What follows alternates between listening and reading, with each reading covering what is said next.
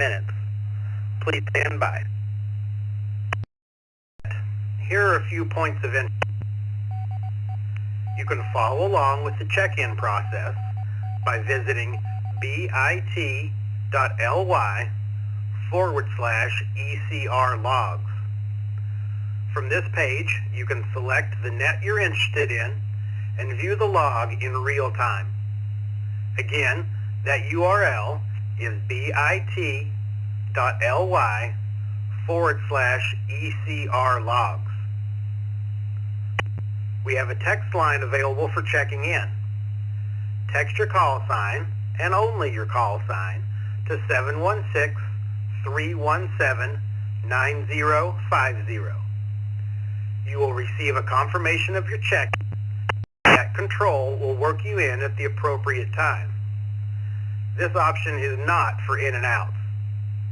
If you check in using this method, please plan on sticking around and participating.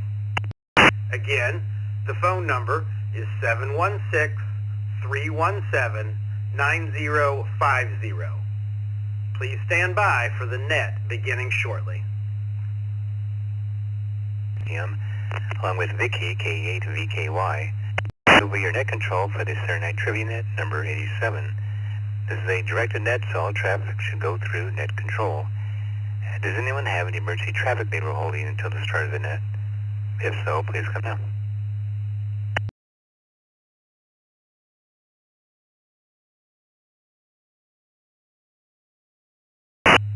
The format of the net is live trivia. One random question will be read over the air to each person who checks in. You'll have 3 answers to select from. You can also check in, as was mentioned earlier, to our text line at 713-317-9050.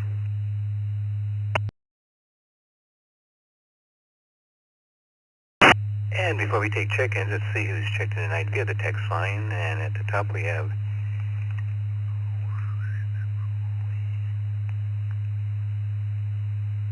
hang on a second.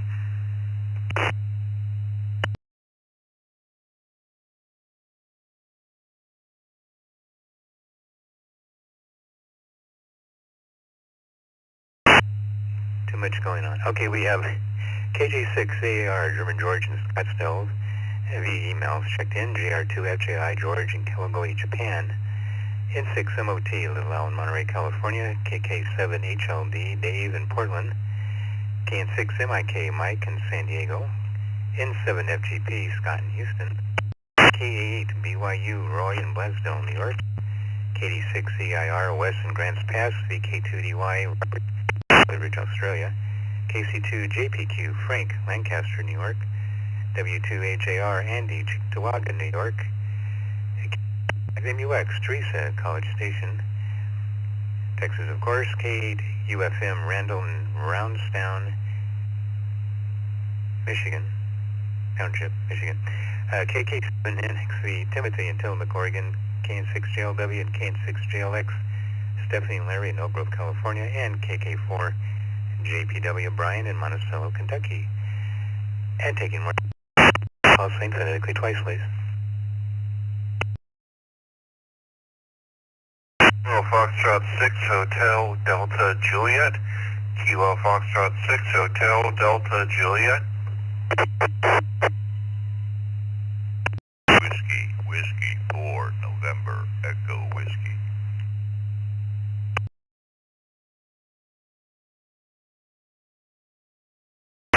Kilo 7 Oscar Golf Charlie. Kilo 7 Oscar Golf Charlie.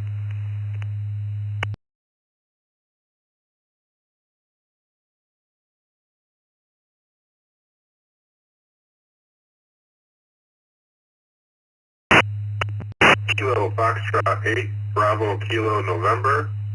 Kilo Foxtrot 8 Bravo Kilo November.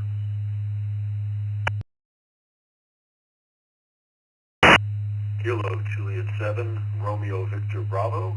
Kilo Juliet 7 Romeo Victor Bravo. Good evening.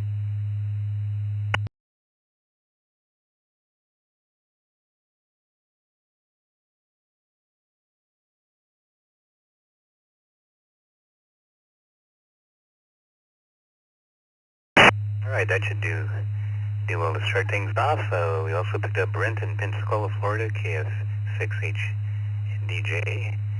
Mike in Pembroke Pines, WW4NEW, welcome back. KK7OGC, Fred in Reno, welcome back, Fred. Trafton in Temperance, Michigan, KF8BKN.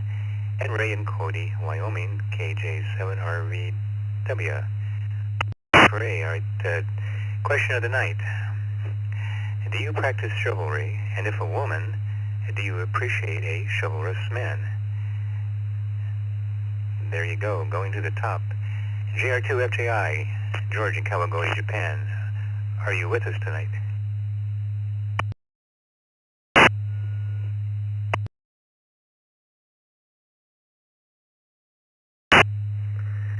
I am with you.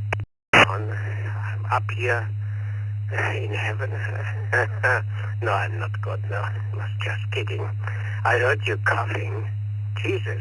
I know, yeah, it's the danger in Arizona. 138 degrees Fahrenheit, and suddenly the temperature is going down to 105 degrees, and everyone catches a cold. It's pretty nasty, huh? Take care, mate. Your question there, sorry, I don't get it. I have no idea what it is, but whatever. GFTI, over to you, Alex.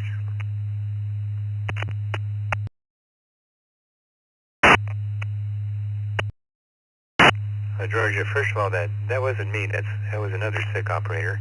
That's okay. It happens. The question was, do you practice chivalry? Now, George, I know you're somewhat chivalrous. Do you open doors for the ladies? Do you, put your coat on, jacket on the lady if she's feeling cold? Or do you just pretty much leave them to their own devices?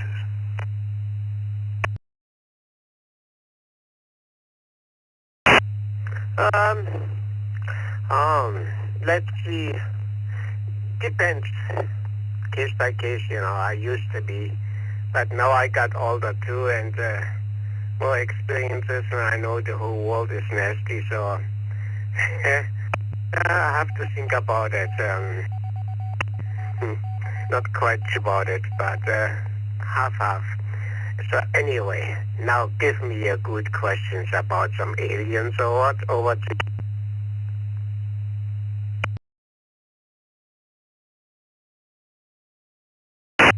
Well, this is, kind of about aliens. George, you get the weird news trivia story of the week. I'm going to start off with that one. Great Britain's new minister, Ashley Dalton, believes that people should be allowed to identify as A, B, grapefruit, or C, llamas. What does she think it's okay for people to identify as, George?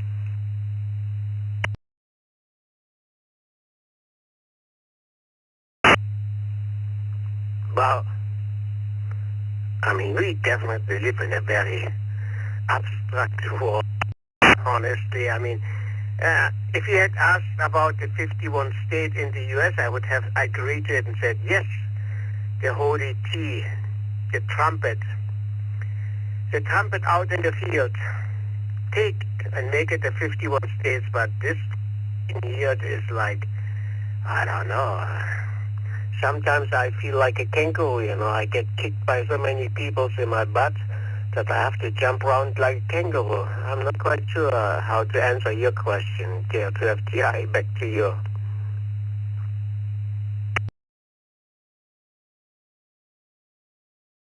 Well, in this one, George, I guess there is a right answer, but I mean, it's such an odd question. Just pick A, B, or C.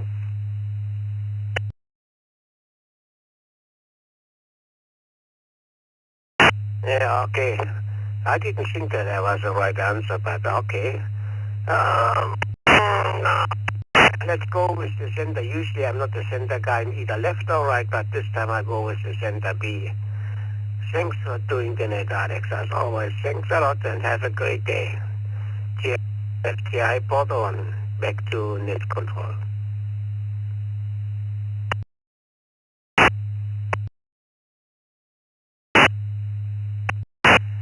Yeah, George, you really had to see this news story, and I wouldn't know unless I came across it. Of course, I watch a lot of news. Actually, the Great Britain's new health minister, Ashley Dolan, believes that people should be allowed to identify as, llamas. Llamas. We're talking the animals here, not the Tibetan spiritual leader. Yeah, okay. I did hear the Dalai Lama with the Peruvian engineers, though, to move llamas more efficiently. He's using a Dalai Lama dolly. Long way to go for that joke, wasn't it? Thank you, George. Little Al, Monterey, California, N6 MOT. Al, do you practice chivalry? And if a woman, well, you're not a woman, do you practice chivalry still?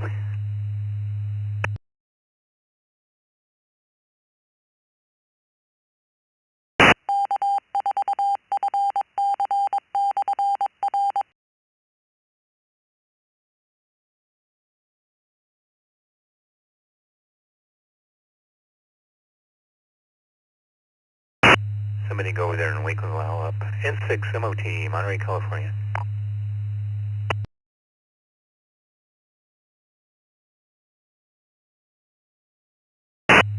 Hey Alex, it's KQ4 UPK Chris. Can't wait for the trivia net. Good to hear your voice, bud.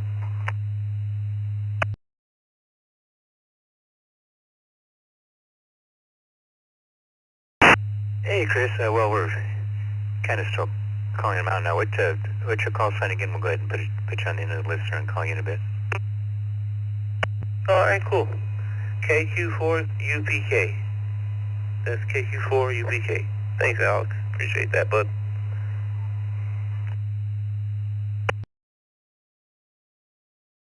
Okay, there you are. I just couldn't remember the call sign. One more time, Little Al in Monterey, California, N6 MOT.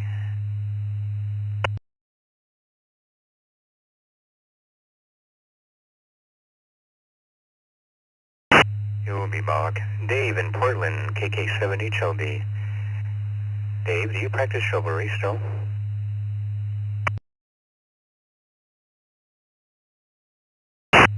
KK7HLD. I definitely do. Except with my wife, because she would hit me upside the head if I ever tried to do something chivalrous for her. Speaking of the Dalai Lama, and I'm kidding, by the way. Speaking of the Dalai Lama, I remember one time I asked him if somebody came at you with a gun, what would you do? He said, well, and what question you got for me today there, Alex?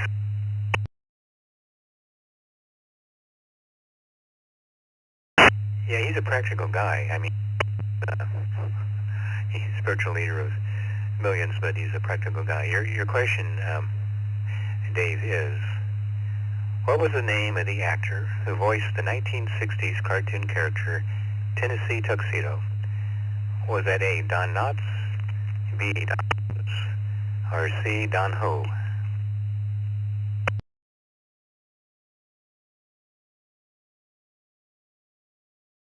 Holy cow, man, you got me all confused. Why didn't you ask me what character that Casey Kasem from the American Top 40 voiced in the cartoons? That I could have answered. I'll just guess Don Adams, because that's what my wife says.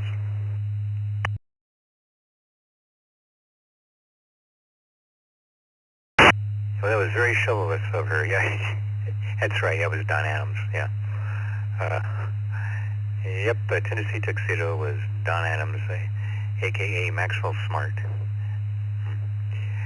Would you believe? Anyway, come, Chumley. It's time to see Mr. Whoopi. Thank you, Dave. Let's go to Mike in San Diego, M-I-K. Mike, are you a chivalrous man?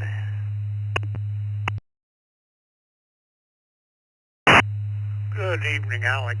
KN6MIK, Mike here in San Diego. I'll give Al a little jolt here in a minute, see if he's back up.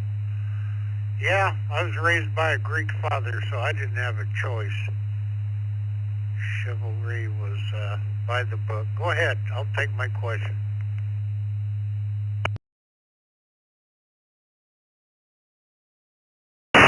Yep, I had a career military father, and they were You did it or else. You're nice to women or else. All right, your question.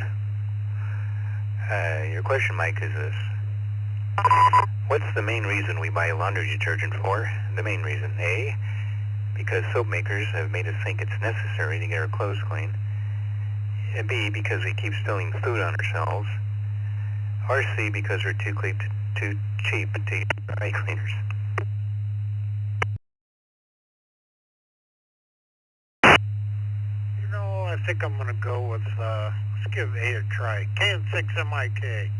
Always a pleasure. Thanks, Alex.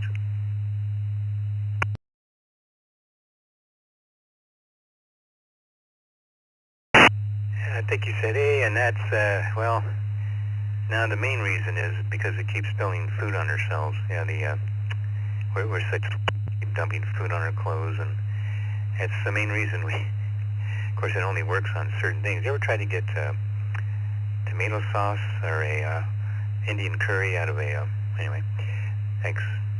Thanks, Mike. It's a W7 FTM, Scottsdale, Arizona, going next to Scott in Houston, N7, FGP. Hello, Scott. Do you practice chivalry? Well, good evening, Alex, and everyone on the... yeah, I practice chival. I can't say it, but I practice it. As a matter of fact, some guy insulted my wife just the other day, so I challenged him to a duel. When he got there, he just had a pen and paper. Then he proceeded to draw his weapon. Ready for a question.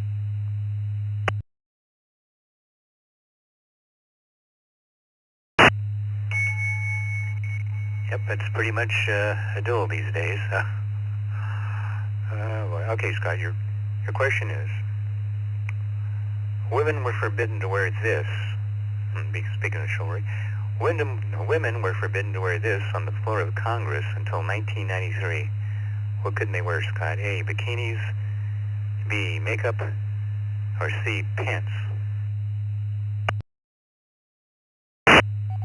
Boy, those are mostly all possibilities, I guess. I'm going to say pants, Charlie. Thanks for doing the net tonight. N7FGP.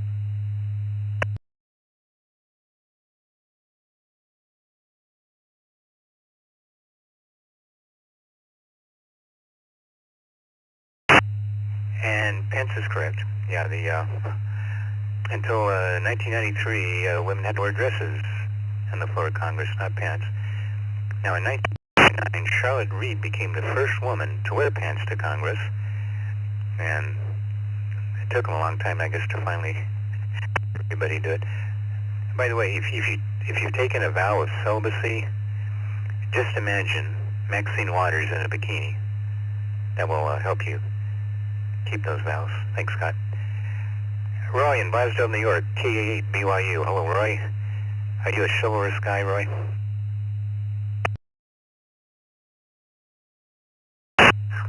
Yeah, I try to be.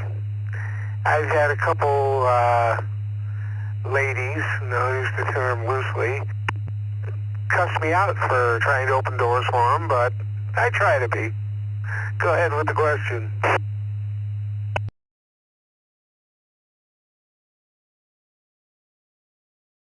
And it makes you wonder. It's like, I mean, you're just trying to be nice.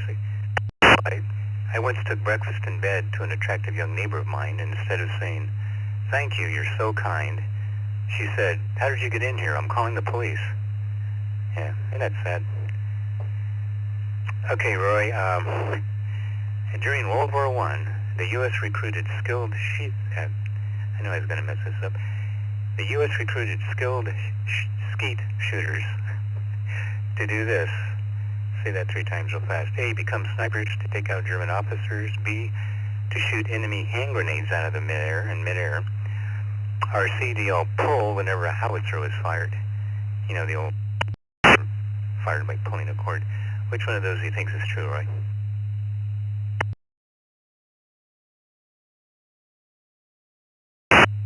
B, bravo.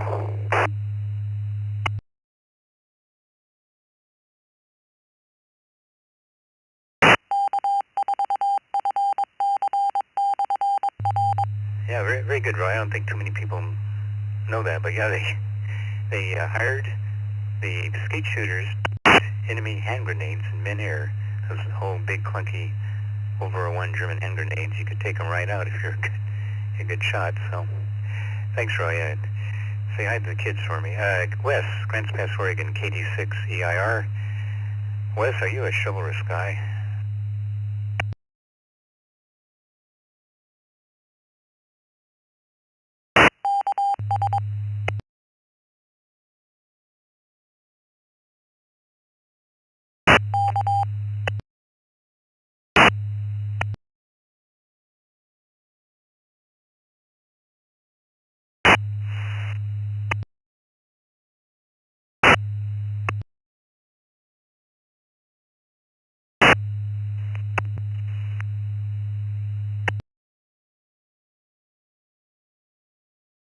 KD6 EIR.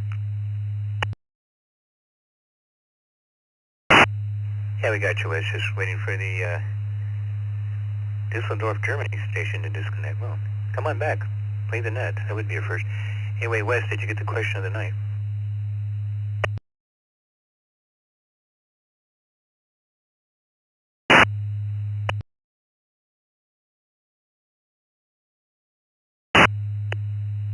Nowadays, you gotta be careful who you're opening the door for, but yeah, I try to be whenever possible. Back to you.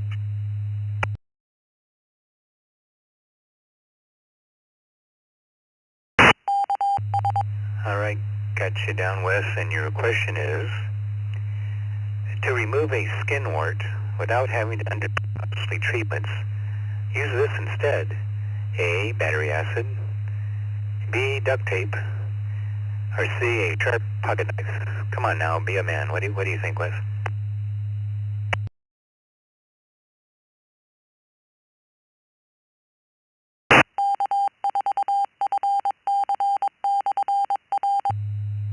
I believe it's duct tape. That's the wives' tale I've heard. I've never had that work successfully, but the pocket knife and the battery. Actually, the last time I had warts removed, they were burned off with something akin to battery. Except it was more like napalm because it was kind of a gooey, nasty acid. So I'm going with duct tape just because that sounds about right. Anyways, back to you, KD6 EIR.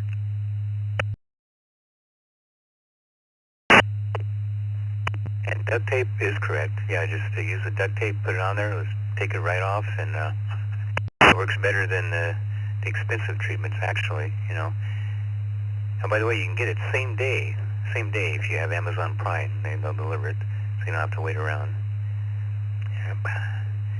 And, you know, my nephew told me he met a girl at a nightclub last week who works at Amazon. Speaking of words, the next day he got an email from her that said, people who slept with me on that CD kit. They sure know their customers over there. Thanks, Wes. Robert, Kelly Ridge, Australia, VK2DY.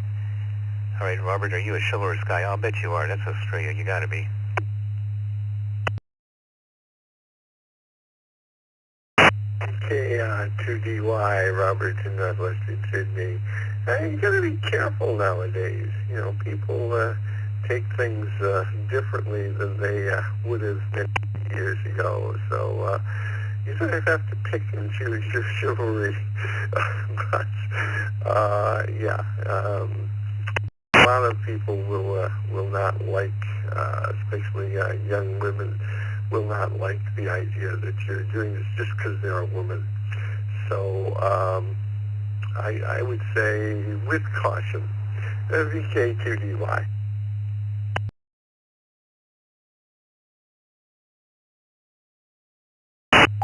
Yeah, oh, that's right. You can't own guns down there. I forgot. All right, you're, well, not unless you put them in a case and stick them in a safe at a gun club. Your question, Robert, is which one of the following works as an antidiuretic, a stuffy nose and sore throat remedy, a muscle relaxant, and a toothpaste? Does all that? Are we talking about A, Jack Daniels, B, baking soda, or C, apple cider vinegar?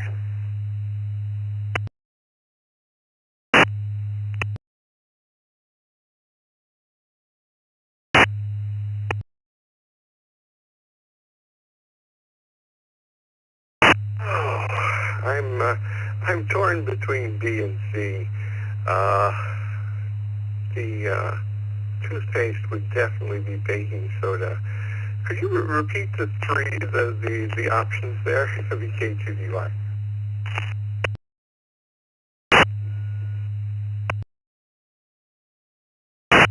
Yeah, you bet. It's a short list. Jack Daniels, don't count out Jack Daniels now. Baking soda and apple cider vinegar for C.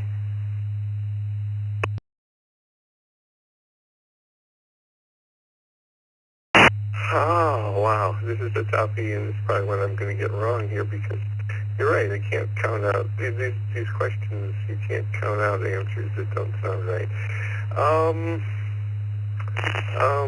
Will I go for that one? Diuretic.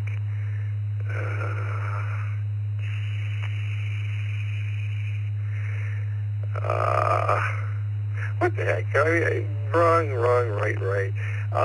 I'm going to go with, I'm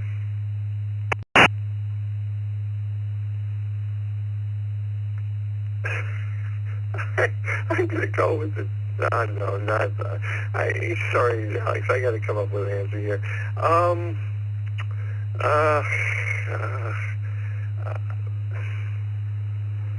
Let's go with Jack Daniels. I'm probably wrong on that, but I have to choose something. So I'm just picking something, VK2DY.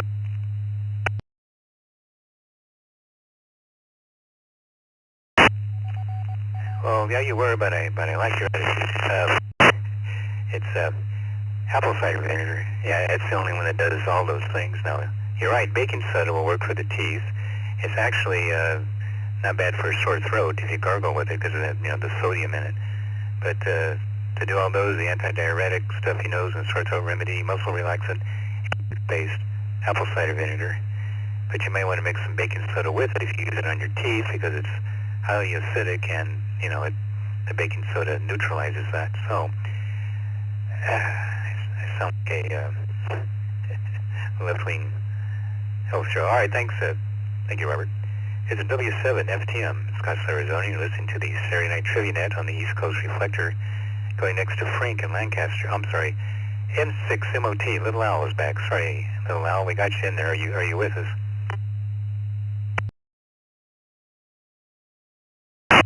N6MOT.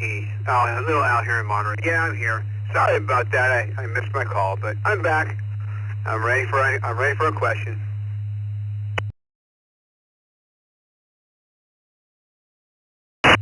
No problem. Working for another network would put anybody.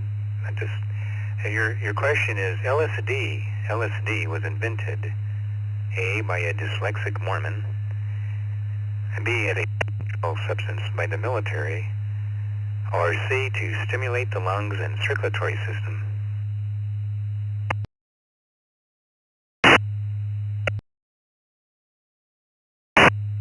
What was that?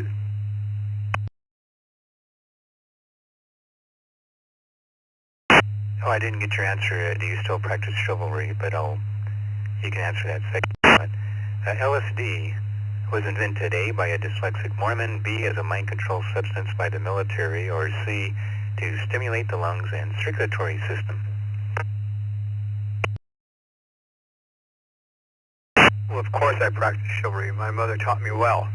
She always told me to be a gentleman, and I always am. I always open the door for my wife, car door, always open the door and let her pass through first. Yeah, I do as much as I can. And I'm going to take out in the dark and go C. I forgot. I'll go with C. Thanks, Don, for letting me come in here late. N6MOT out in Monterey. 7-3, everybody.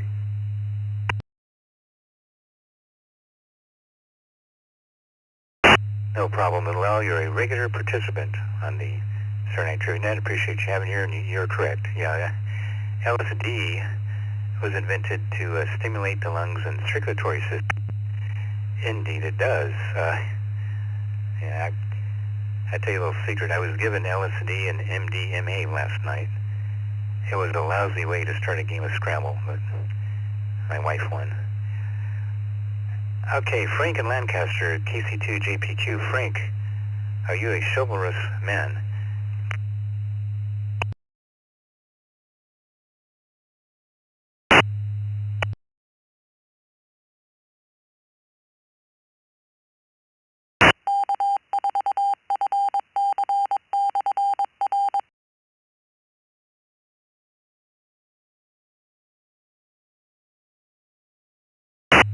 Frank and Lancaster, KC2, JPQ.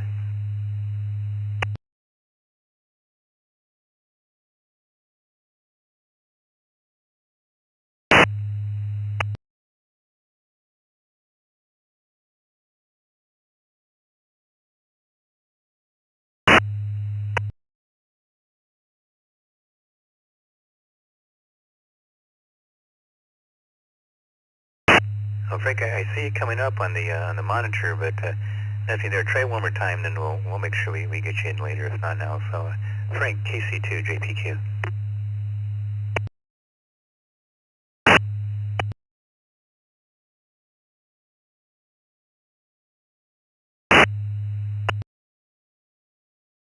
And with that, I'll send it back to you, and I'm ready for my question.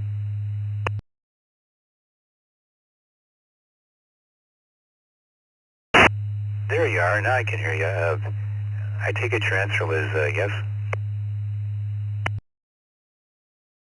Was yes, that's correct.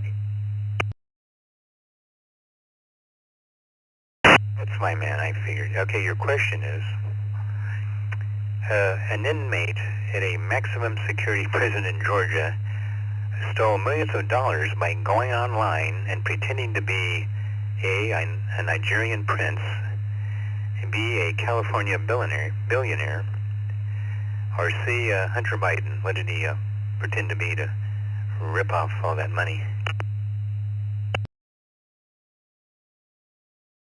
That's a good one, Alex. I'll just take a while. I'll go with B, Bravo. And have a great week, and we'll talk to you next week. KC2 JPQ.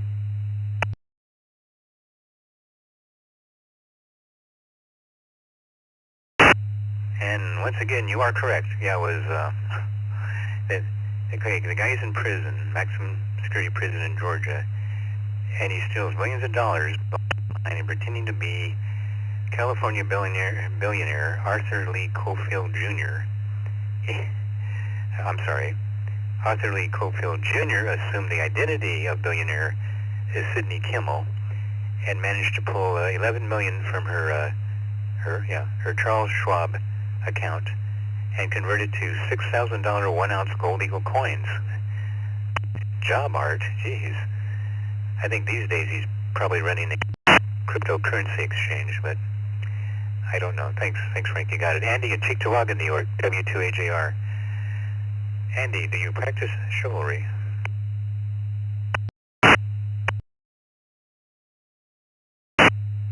Alex, everybody on that? Yeah, I do.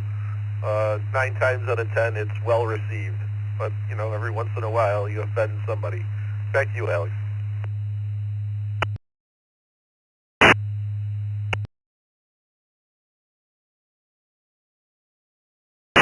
No, I know, Andy. Sometimes I offend women just by walking by them. I don't know. I don't know why. Your question is, quote, if you would not be forgotten, as soon as you are dead and rotten, either write things worth reading or do things worth the writing. Was that A, Benjamin Franklin, B, Donald Trump, or C, Nipsey Russell?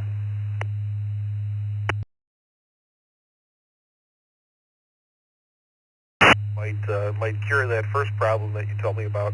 And boy, oh boy, I have no idea on this one. I'm just going to guess. I'll say it sounds like something Nipsey Russell might have said. Back to you.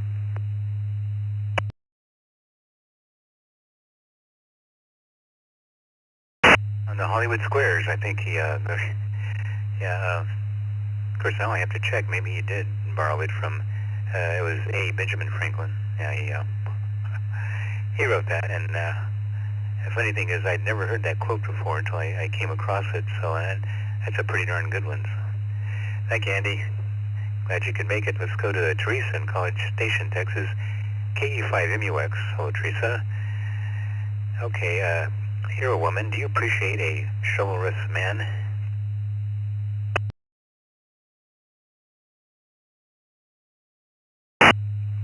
This is KE5MUX, and sure, I always do. What question have you got for me? Go ahead and lower that cone of silence and let's have it.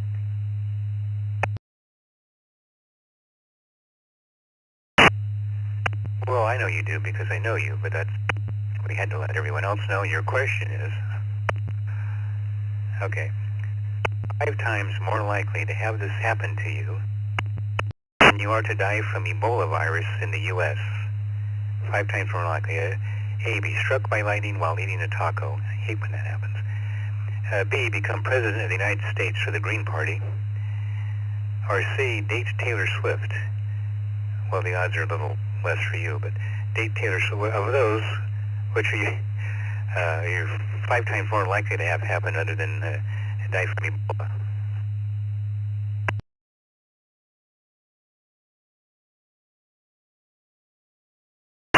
Oh, I don't have a positive clue, but I'll say A.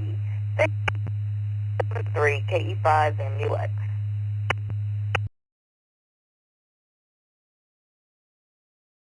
The funny thing is somebody actually researched this question and came up with now it's date Taylor Swift. Yeah, you're 5 times more likely to, well, maybe not you, but you're 5 times more likely to date Taylor Swift than you are to die from Ebola virus. You see, only 2 people have died from Ebola virus in the U.S.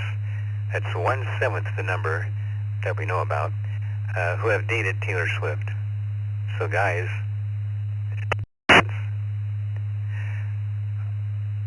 Randall, Brownstown Township, Michigan, K8 UFM. Hello, Randall. Are you a chivalrous guy? Good evening, Alex. Good evening, everyone on the Trivia Net this evening. And yes, manners maketh man. My question there, sir, please. This is K8 UFM.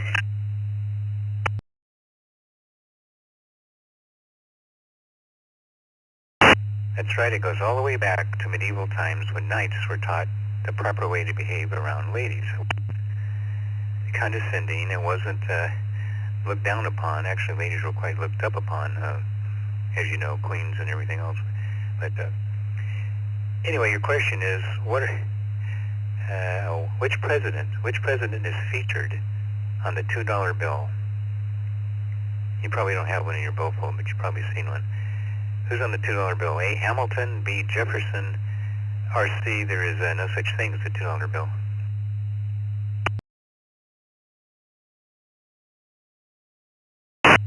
That would be Thomas Jefferson.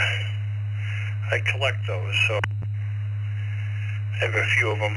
So, yep, Thomas Jefferson. With that, back to that control. K8 UFM.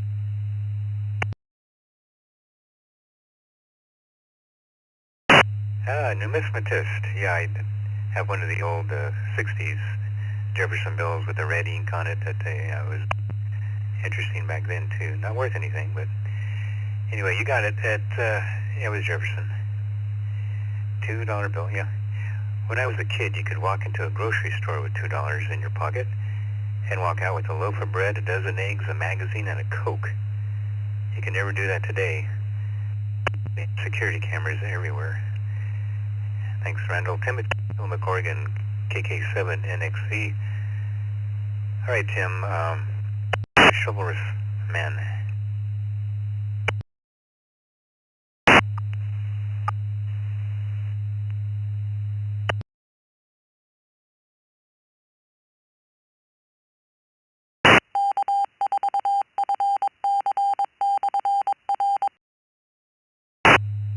I try to be as much as possible. Back to you guys.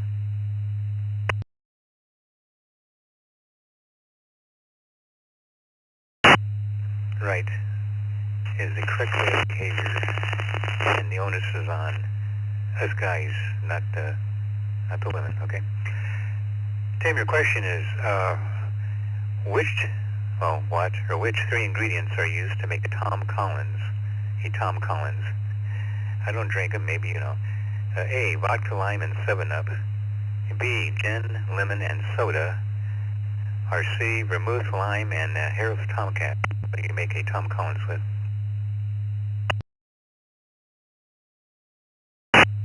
KK6NXC, I'm going to go for B, Bravo.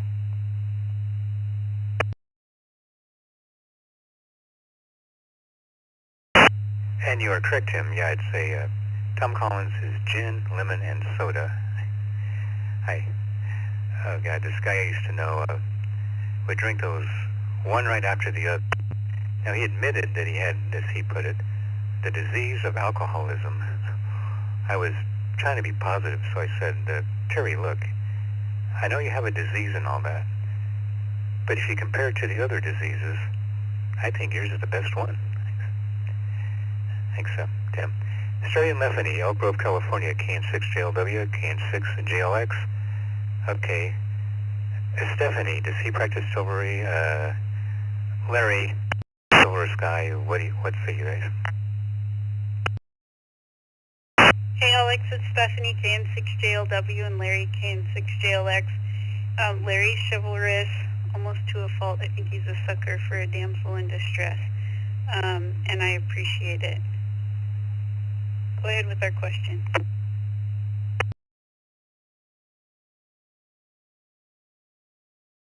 With a voice like yours, I can see why he, yeah, anyway.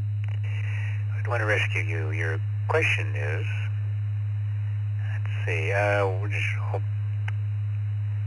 where are we? Oh. Well, no, you might know this one, Stephanie. Clean your rusty tool. A, soak it overnight in lemon juice. B, soak it overnight in vinegar and salt. Or C, soak it overnight in KY jelly. What works the best for cleaning a rusty tool?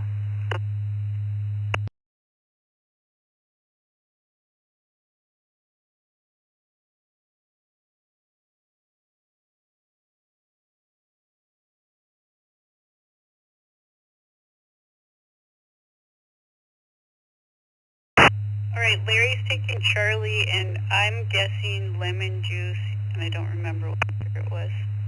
Thanks for doing the net, Alex. Have a great week.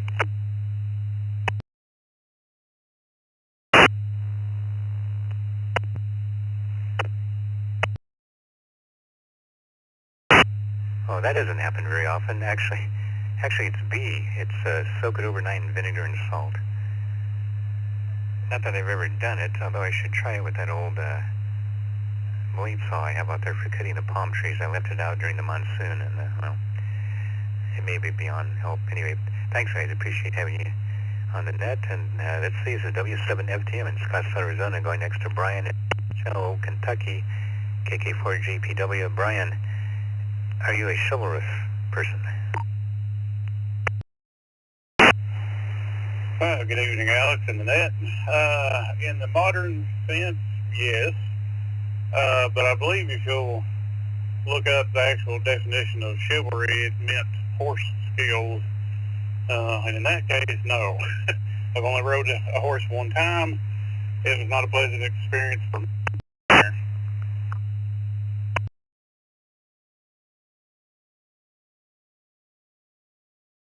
Yeah, but just think you could dress up in chainmail and carry a lance and then have, yeah, I see your point. Okay, your actual question is,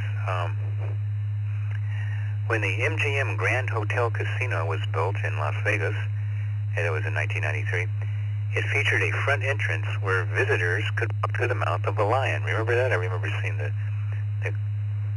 video of it, but it was removed in 1998 because A, the lion kept coughing due to the cigarette smoke. B, the hotel was sued by Disney over the lion's resemblance to the Lion King. Or C, Chinese tourists refuse to go in since they believe it's bad luck to pass through the mouth of a lion. I can kind of understand that one. What do you say, Brent?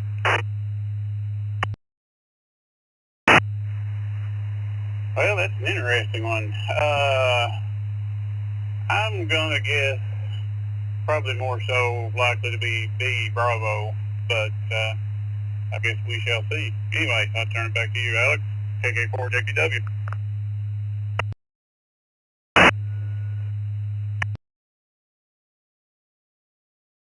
Yeah, I put that in there because Disney has at least after Walt had died and it was taken over by the other Hollywood goons, has a habit and tendency to sue everybody. But now in this case, I guess it didn't look enough like the Lion King, so they didn't bother to sue them. It was Chinese tourists. They refused to go in since they believe it's bad luck to pass through the mouth of a lion. Of course, those who tried to go through the back door of the lion were that didn't work out either, so they just changed the whole thing in front, so you don't have to scare away your Chinese who probably spend more money there than a lot of us do. Thank you, Brian. Brent in Pensacola, Florida, KF6HDJ. Brent, are you a chivalrous guy?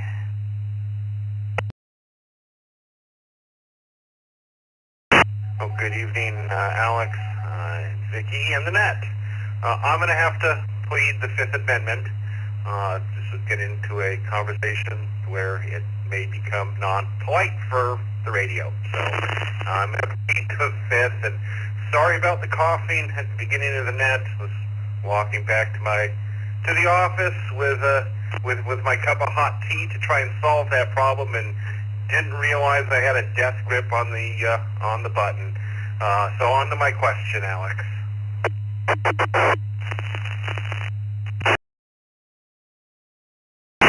Funny how that always happens at inopportune times, like at a restaurant or during a job interview. Or yeah, no problem, buddy. We just glad you could show up. Your question is, hope we get feeling better too.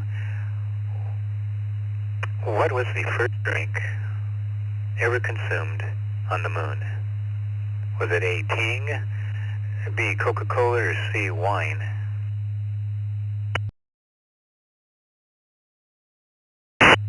I believe it's A Alpha, KF6HDJ.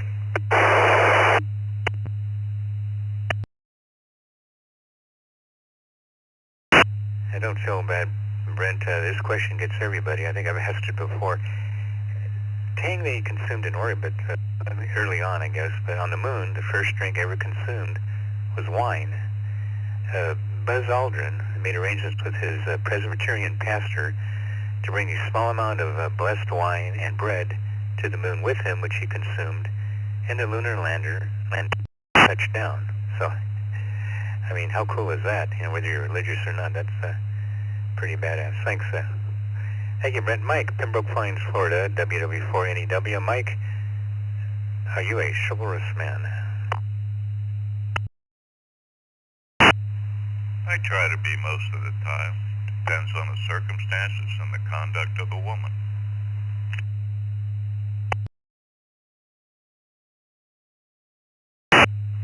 Yeah, well, you can't go by that because, well, younger women nowadays, which I don't have to worry about anymore, swear and act worse than, well, anyway. I won't go there. I don't want to offend anybody. Heaven forbid. Your question is, in China, it is illegal for adult children to do this to their parents. A, put them in a nursing home. B, take them to a casino. Or C, not to visit them.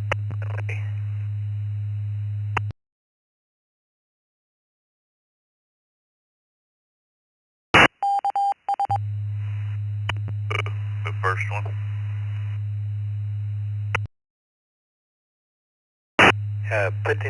Put them in a nursing home. What can you not do, or it's illegal for adult children to do to their parents in China?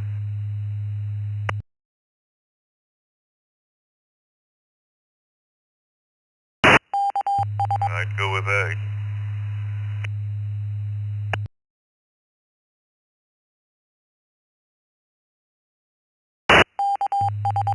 Well, I guess they can put them in a nursing home if it's okay with them, but actually it's illegal in China for adult children to not visit their parents frequently. How about that? Yep. The children also need to attend to their parents' spiritual needs. So when you get old in China, your kids have to visit you and have to make sure you're okay spiritually. Even a communist clock is right twice a day. Thanks. Thank you, Mike. Fred in Reno, KK7OGC. Fred, okay, do you practice chivalry?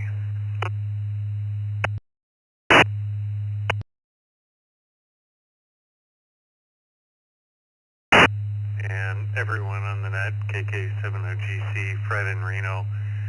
Yes, I do, unless they're being totally stupid, and I'll draw the line there. Anyway, back to you, Alex, KK70GC.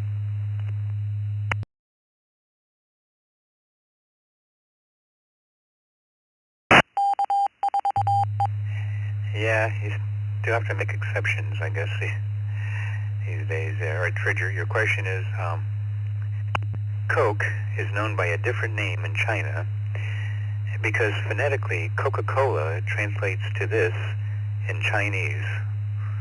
Wow, this is a tough one, okay? What does Coca-Cola sound like in Chinese? A, will rot intestines. B, bite the wax tadpole. Or C, my mother's wet turnip. Now, I know those all sound like punk rock bands, but believe it or not, one of those is true. What do you say?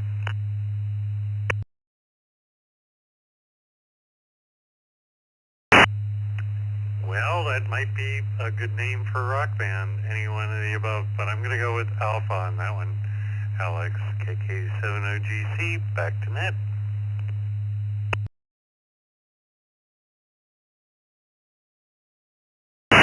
Well, Fred, that is actually what Coca-Cola does, will rot intestines, but yeah, in Chinese, Coca-Cola sounds like bite the wax tadpole.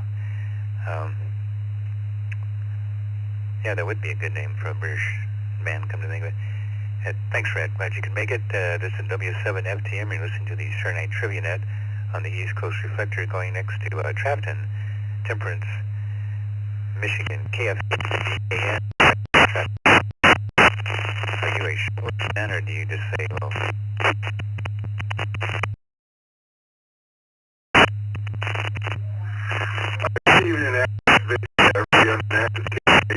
Interesting here. Honestly, I'm going to say about 99% of the yes, I am. Like many have said, you got to be careful with it.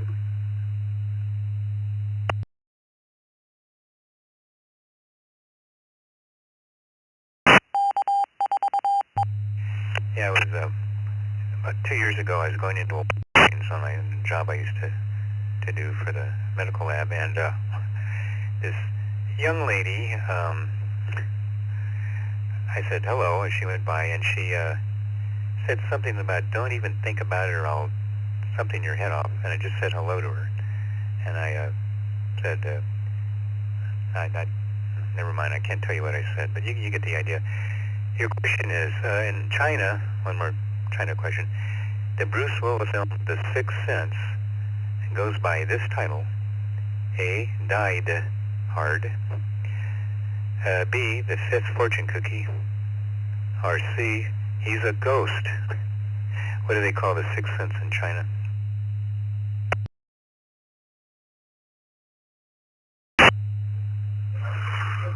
Well, I'm familiar with the movie and the American title of it.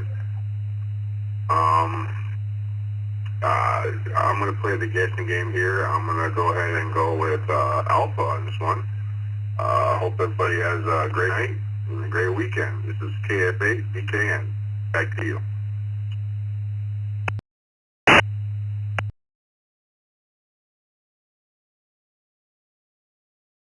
And thank you, Trafton. Glad you could make it tonight, and you're, well, although that would make sense to me, died hard because he's, you know, actually, this makes no sense whatsoever. The Sixth Sense goes by the title in China, He's a Ghost. He's a Ghost. Spoiler alert, if you've seen the movie, you know the whole point of the movie is you don't know he's a ghost to the end of the movie, but I guess the Chinese don't care if you know that ahead of time. Thanks, Trafton. Ray, Cody, Wyoming, KJ7RVB. Welcome back, Ray. Do you practice chivalry?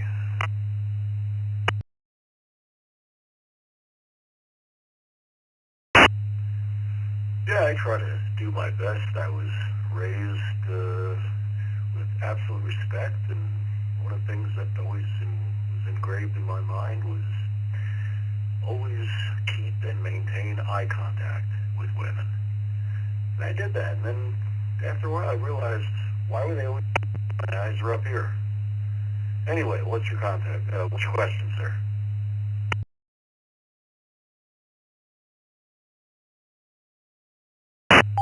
You know, I heard that some device that would double as an implant where you could hear. I shouldn't do that one. Your question, Ray. Want to extend the range of your car's remote control? A, put it under your chin. And B, wrap it in aluminum foil. Or C, put a Bofang antenna on it according to the TechNet. What should you do to help your FOB get more range?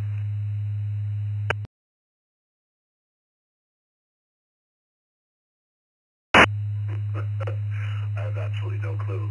I'm going to just take a WHE on that one and say A. KJ7 RVB. Thanks for doing this, Alex. Back to you.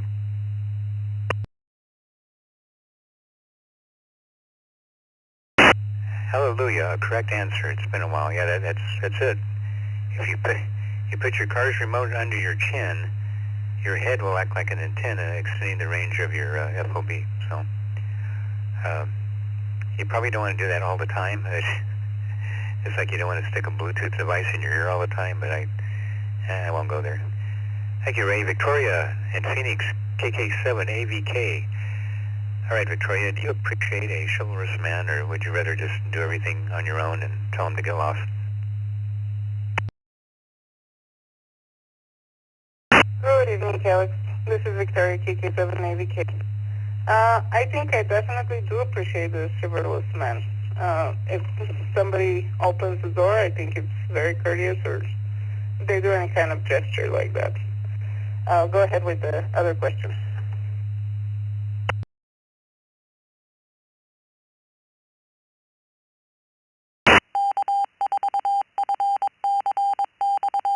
You're just saying that because I opened the door for you. Anyway, well, your question is... hang on a second, let me pull it up.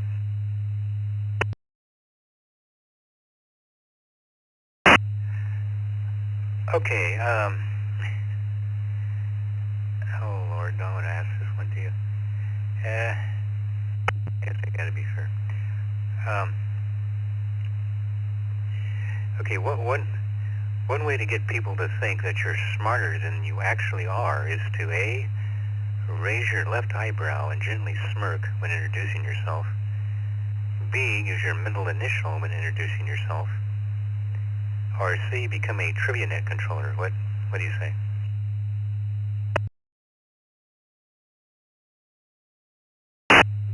I feel like you were trying to give me an easy question, but it's probably going to backfire because I'm going to go with Bravo. Actually, as for the Sixth Sense movie, I knew this was going to be the right answer about them getting a spoiler. That's so sad for the Chinese people. Anyway, thanks, Alex. Have a great evening. KK7AVK, back to net.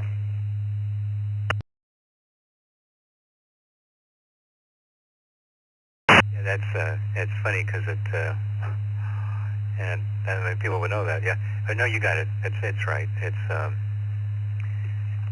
You are correct. And I wasn't trying to give you an easy one. I was just, the next question is, well, it's probably not appropriate, but you got it. Yeah. Use your middle initial when introducing yourself. Thanks, Victoria. Let's go to Chris in Fort Pierce, Florida, KQ4 UPK. All right, Chris, are you a chivalrous guy or not?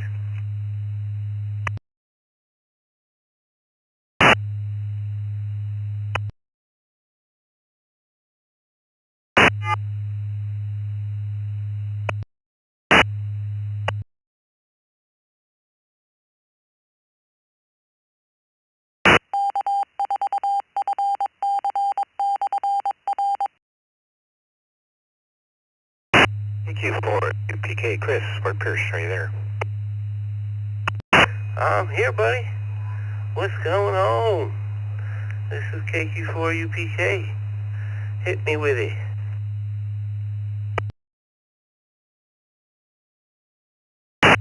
Okay, do you practice chivalry? Are you a chivalrous guy, yes or no? Absolutely I do. That is never going to die if I'm still on the planet.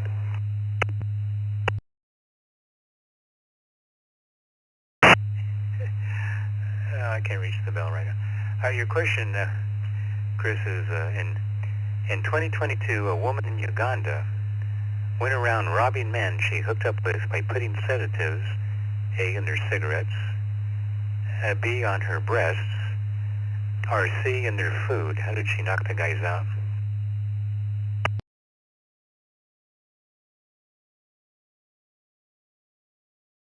Gosh, I don't know. I'm going to have to say,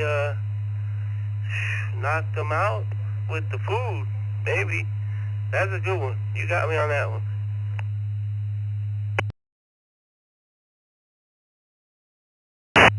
Actually, this woman was quite creative.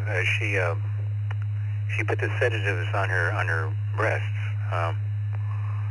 Lydia Nakayizi was picked up planes by men at the Kawampi police station. Now, this police report is a little different from the ones you're used to me reading. According to the complaints, Nakayizi would smear sedatives on her breast in bars and rob the men when they fell unconscious. A soldier at the rank of lieutenant complained at the Kawampi police station that a woman he had met in a bar drugged him and stolen all his valuables when they were inside his vehicle. The female superintendent of police, who was recording the lieutenant's statement, could not hold her laughter. I think the biggest boobs are the men who fell for it, she said. I'm like a policewoman with a... No. Chris. Lord. Kevin, Anaheim, California, AJ6EE. Did you get the question of the night?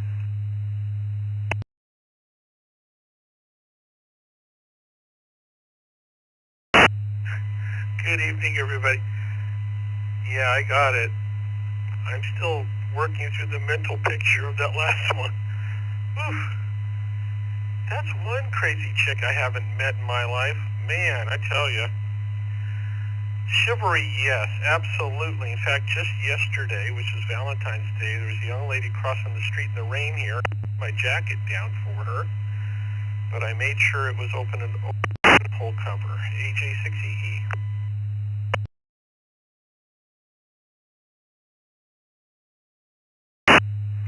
You know, that joke could go two ways, but we won't go there. And yeah, look up that story if you want. She was actually a fairly attractive woman, Lydia Nakayyizi. Kevin's question is, women will do this when speaking to a man they're attracted to. A, put sedatives on their breasts. B, deepen their voice. Or C, use baby talk. What do women do of those three things when speaking to a man they're attracted to?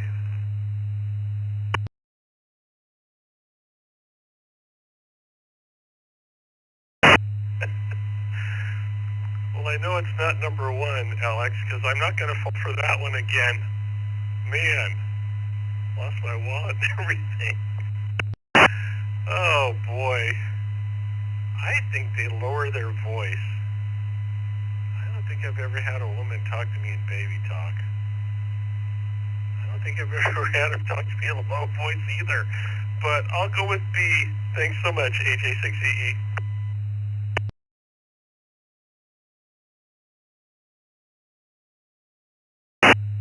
Yeah, that'd kind of be a turnoff if they use baby talk right away. Later on, in other situations, that's fine, but not. Yeah, that's it. They deepen their voice. Yep, women deepen their voice when they're interested in you. And if they're, no, I shouldn't go there either. Thanks, Kevin. Okay, let's go to Jeff, one of our. It's the Bellevue, Nebraska facilitators, KE0GKF. Jeff, are you a chivalrous guy? Here.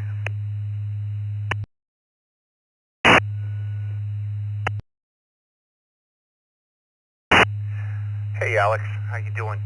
Did you see my Facebook page or something to get this question? Because this was a discussion and a topic I feel that chivalry is dead, unfortunately. We all want to be chivalrous guys. to women. But with today's feminism, and these are longer discussions and things that need discussed, but on your debt, you draw a fine. You can be deemed as what's being a simp. A simp, chivalry is doing something nice for the sake of being nice. Alex, you're going to hold the door for a man or a woman if they're coming up behind you at the grocery store and you want to, or at the gym or whatever, well, the grocery store is sliding doors, and you're going to hold the door for the person behind you, and they're going to say thank you, man or a woman. That's not, that can be chivalry. Being a simp means doing something nice, for a woman, and being subservient with the hopes of getting something out of it. And they necessarily, they don't like, and I don't necessarily like, and I don't simp for women. You've got to watch that. Women don't necessarily like that, believe it or not. There's more to be discussed about that, but I'm not going to get into it. But maybe we'll.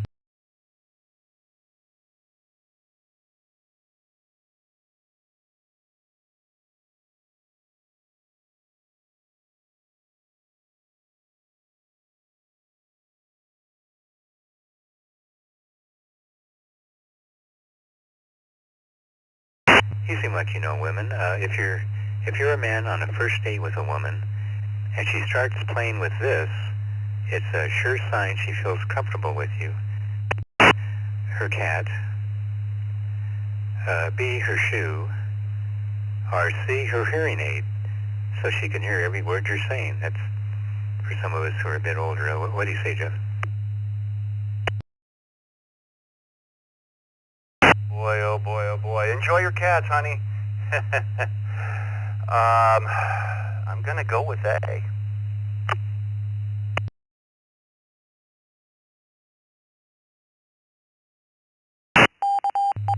I don't think they do this anymore. The last time I saw this was over 30 years ago, so I've been out of circulation a while. Her shoe. Yeah, she'll play with her shoe first date. If she's comfortable with you, she'll kind of take it off her foot and swing it around a little bit, and apparently that says, come hither. At least it used to. It means that she trusts her surroundings and is in no hurry to leave. So, if you're watch for that. If not, never mind. Thank you, Jeff. Pat in Utica, Kentucky, N7PVW on via the text line. Are you a chivalrous guy? What happened to the breasts? As holding the door open for a woman, but these days you can't really pay a compliment like, hey, that dress looks nice. What the guy prior to me was saying, they look at that as something other than just a friendly compliment. So I would say as far as holding the doors, yes. And as far as that playing with the flip-flop thing goes, every time I've been around a woman who was playing with her shoes, right after that, she's smacking me upside the head with it. So I don't know about it. But thanks for hosting the trivia net, and yeah!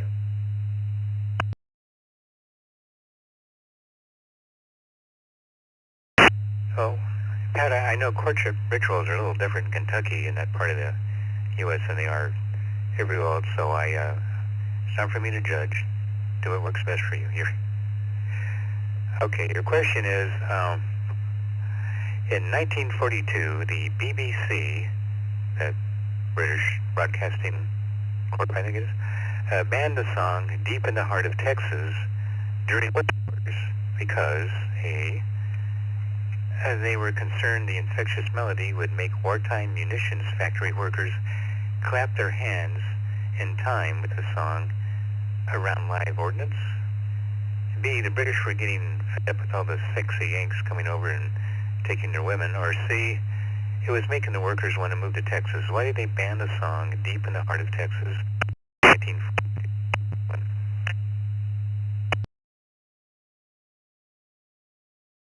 The only logical answer that I can think of to that was clearly B. The other two are totally false. So the only acceptable answer for that one would be B. Thank you for hosting it. We'll see you again next week.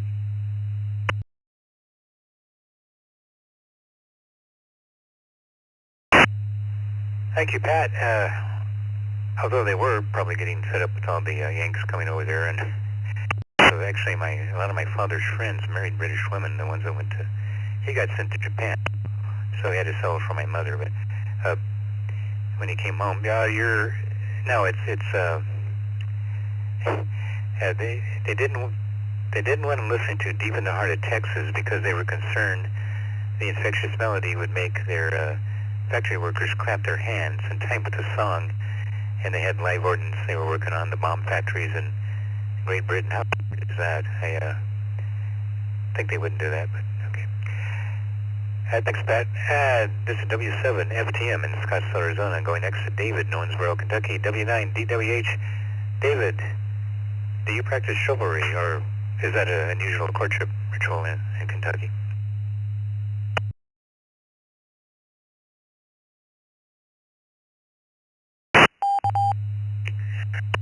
Good evening, Alex, and everyone. And going back to the trivia question about the MGM Hotel in the Lion, the real reason they closed the rear entrance to Lion is because everybody walked through there was hooked on crack. And as far as today's question, not anymore. I used to practice chivalry, but you know, back in the day, open the door for ladies used to be considered a polite thing to do. The last girl opened the door, though, she just screamed at me. She was on the plane.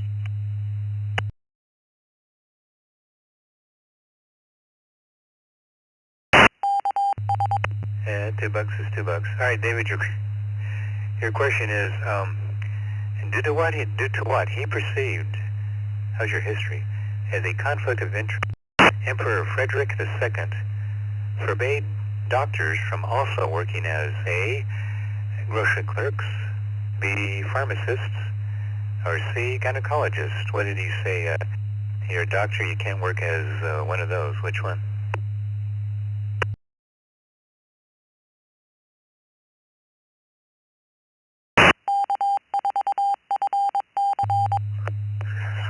Wow. No idea. So, just for grins and giggles, I'll take C. Charlie. Thanks for hosting next video. W9 Dispatch.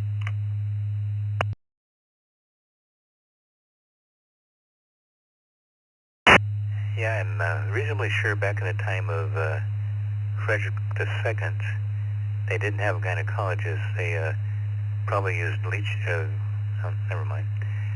No, pharmacists. They didn't have pharmacists, so he wouldn't let doctors also work as pharmacists because the wise emperor noticed that the cost of medicine skyrocketed when doctors set the drug prices.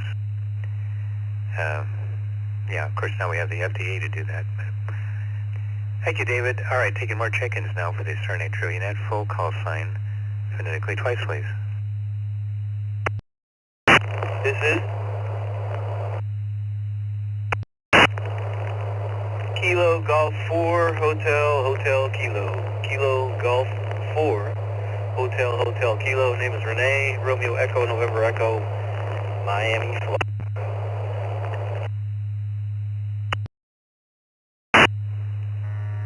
Whiskey Delta 8 Papa India Charlie. Whiskey Delta 8 Papa India Charlie. Kilo India 7, Lima Alpha Golf.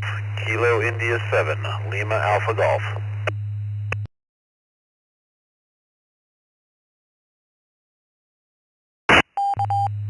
Kilo Juliet 5, Delta X-Ray Bravo. Kilo Juliet 5, Delta X-Ray Bravo.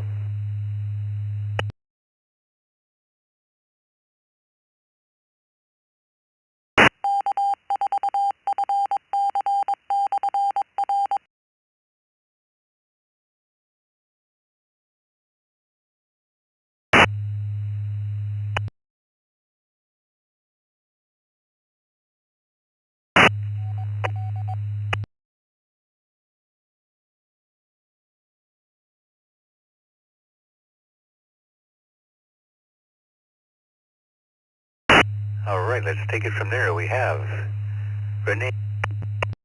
KG4HHK. How you doing, Renee? KI7LAG. Patrick, Oregon, welcome back. And KJ5DXB, Frank in Sugarland. Welcome back, Frank. Question of the night. Do you practice chivalry? And if you're a woman, do you appreciate a chivalrous man? So, what do you say, Renee? Do you practice chivalry? Absolutely, man. Absolutely. I do believe in chivalry. I think that men should worship women, and I think that women should put us on leashes and walk us around like puppies. Because God forbid we turn into dogs. But anyway, no, yeah, I believe in it, man. I got a really. If you don't believe me, look at my QRZ page, and you'll see why I practice chivalry. I've got it ×4. Like I said, just check out the picture, and you'll see why I have to. I mean, there's no way I'm not gonna get somebody like that, you know, without doing that. But no, I think, you know, I love women. I mean, you know, I'm like my father. My father was married 5 times. I've been married 1 time, and unfortunately, she was a beautiful young woman, and she passed away. She had diabetes and smoked a lot. And anyway, that's all I'm gonna say. So I'm on to wife 2, you know, and anyway, no, man, you know, I think everybody, but, you know, for me it works. I love it because I love to do it, you know, and I just, you know, like my woman, I take care of her like she's a queen. Like, to me, she's a queen, so that's my opinion.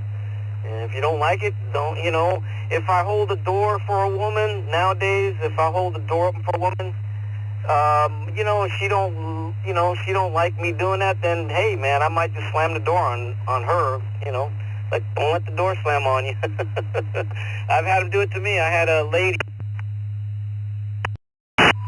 a good-looking young lady that was really extremely rude. This was a few months ago.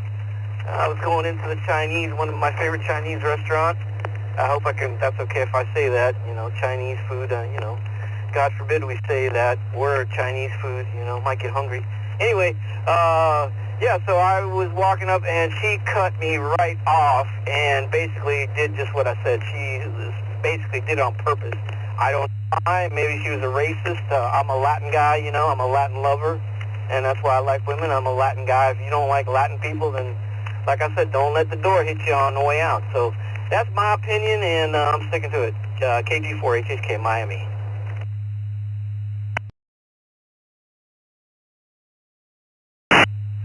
Thank you, Renee. I think you gave us a good argument, pro and con, both those sides. And remember, the onus is on you. Be polite and nice. Doesn't matter what they do. It's up to you to behave properly, but I'm sure you know that. Okay, your question is, have an afterthought after that. What is sensosilicophobia, the fear of? Sensosilicophobia. Is that A, the fear of sand, B, the fear of breast implants, or C, having an empty glass? What's sensosilicophobia? All right, yeah, I copy that. It sounds like A, some kind of fear of sand, because silica, that's what sand is silica, or mostly made of silica. It's what we make silicone chips out of. You know, I'm an engineer, so I know about that. And how they get silica, too, you know. They send ships out 100 miles out in the middle of the ocean and look for the deepest place to get the finest silicon for our chips, for our military aircraft. Anyway, I don't want to teach you guys too much.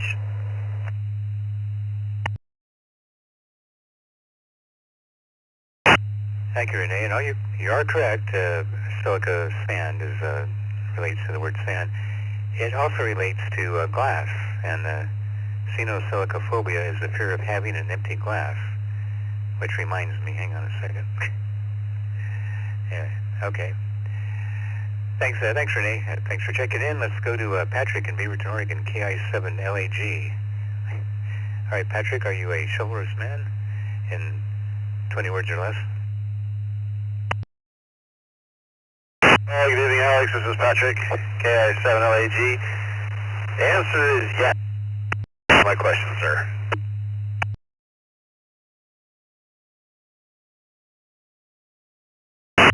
Okay, buddy. Right to the point. Appreciate that. Your question is, okay, dipsophobia, D-I-P-S-O-P-H-O-I-O-B-I-A, if I can even spell it. Dipsophobia is the fear of A, alcohol, B, low spots in the road, or C, 80-meter band ham operators. What's dipsophobia?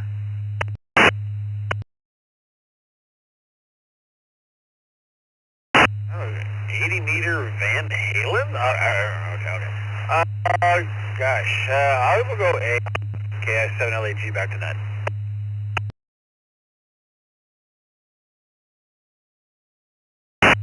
80-meter band ham operators.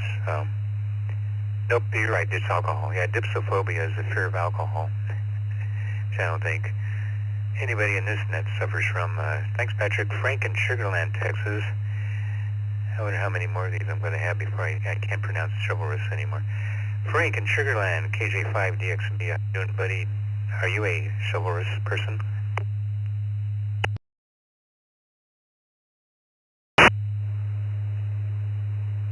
Good evening, everybody. Evening, Alex. Put me down for a yes, absolutely. I will open the door for you. If you don't want it, then I won't do it. But put me down for a yes. Back to you, sir.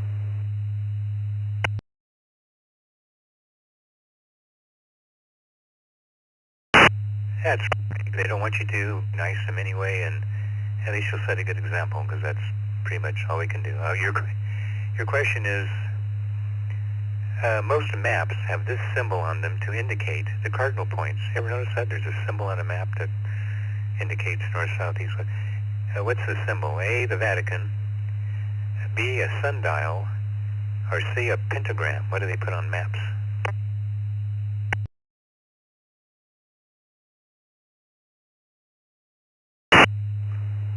Got me thinking on that one.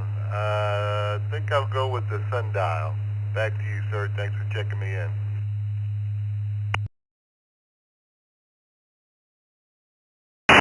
Yeah, that's it. It's a sundial. Actually, I'm looking at one right now. I got one of those big maps of the world, so I can locate all the HF contacts I made by sticking pins in there. But at first I had to make contact with Alaska, northeastern Siberia, New Zealand, and the Chatham Islands, so the corners of the map would stay up. Yeah. You know how hard it is to contact the Chatham Islands? Thanks. Thank you, Frank. All right, this is W7FTM in Scottsdale, Arizona. You listen to the Saturday Night Trivia Net. Taking more check-ins. Full call sign phonetically twice, please. Good afternoon, gentlemen. From the land down there, I bring you Victor Kilowatt 1 Juliet Tango. VJ1 Japanese tourist there. Over. Zipper 4, Romeo Delta Uniform. Zipper 4, Romeo Delta Uniform. Whiskey Delta 8, Papa India Charlie. Whiskey Delta 8, Papa India Charlie.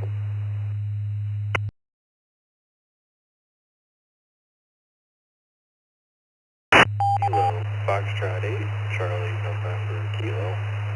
Kilo, Foxtrot 8, Charlie, November, Kilo.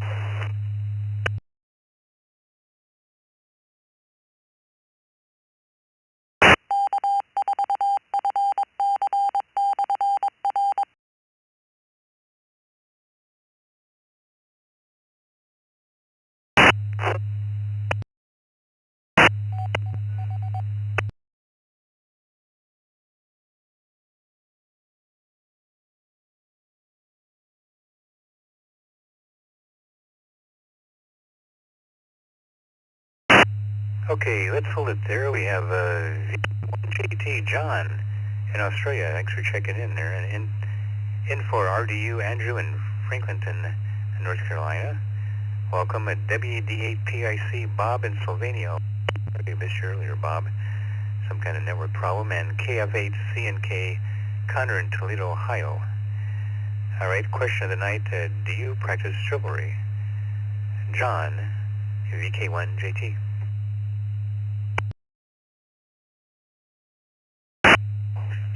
Not sure of the call sign that way. Victor Kilowatt 1, Juliet Tango returning. Do I practice chivalry? I've been known to practice chivalry. I can say that much. I've been known to practice chivalry, is what I definitely can say. But the age of chivalry is dead. Died a long time ago. I think I don't see too many. Let's put it this way. As far as I'm concerned, we don't communicate anymore. If you go down to the supermarket and say hello to other people coming the other direction or anything like that anymore, they're over.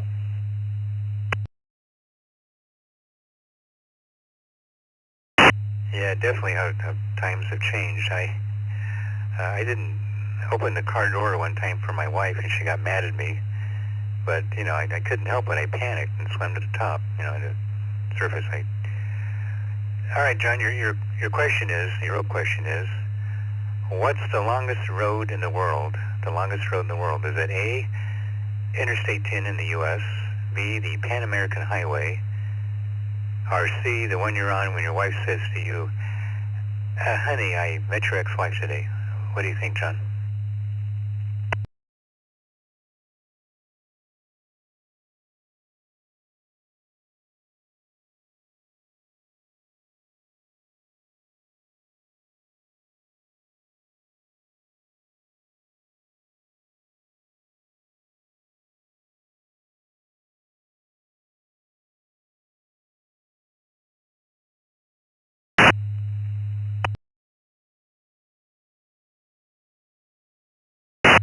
VK1JT, what do you think? Alpha, Bravo, or Charlie on that one?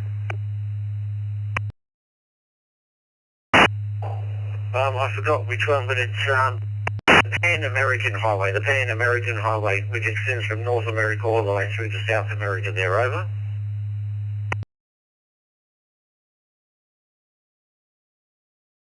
And that's correct. You nailed it, buddy. That's the Pan American Highway. It goes from,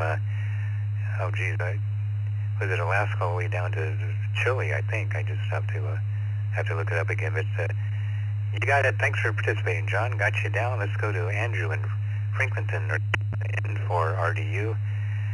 Are you still a chivalrous guy, Andrew? Have you said, forget it? Well, good evening there, Alex. I tend to be chivalrous when I need to be. Back to you.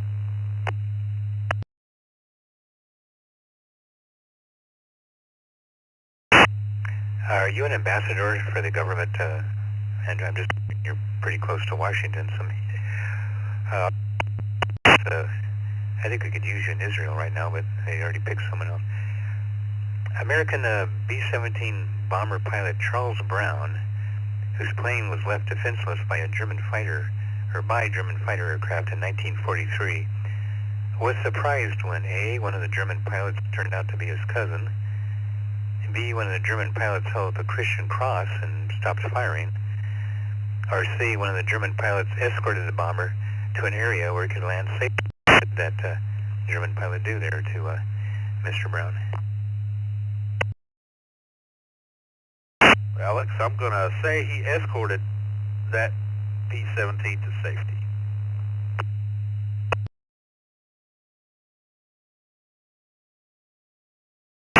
Yeah, governments hate that when you show kindness to an enemy. Like in World War I, they had the Christmas break, and German and the English soldiers, stopped for a while to give each other presents and drink wine, and the governments and the banks don't like that.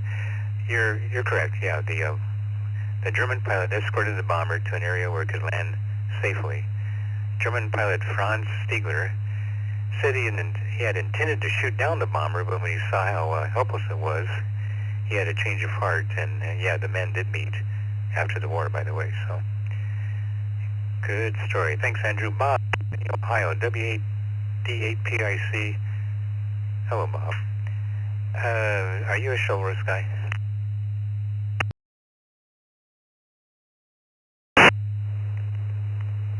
Yes, whenever I have the opportunity. And I had to look that up to make sure I knew what the modern definition of it was so I could answer the question correctly. Actually, I had to listen to that up because I asked about it. I asked Alexa. So anyway, ready for my question, and I knew that map question, even though I've never seen a map. I guessed the correct answer. So anyway, I am ready for a question. I may not know the answer, but I'm ready for it anyway.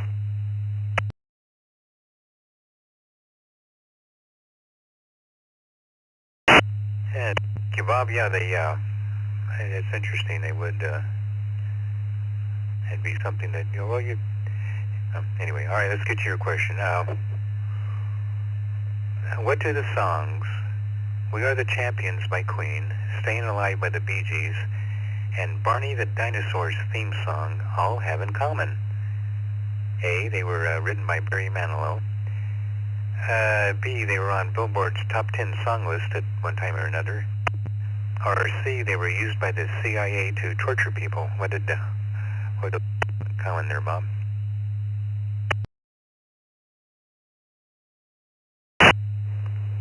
It's probably going to be C, but I will guess B, because I really don't know. I mean, I love music. I'm a 60s and 70s music fan. Not the real hard stuff. By the way, it's raining here. It just started. We had one storm earlier. We got a little bit of snow, then it changed.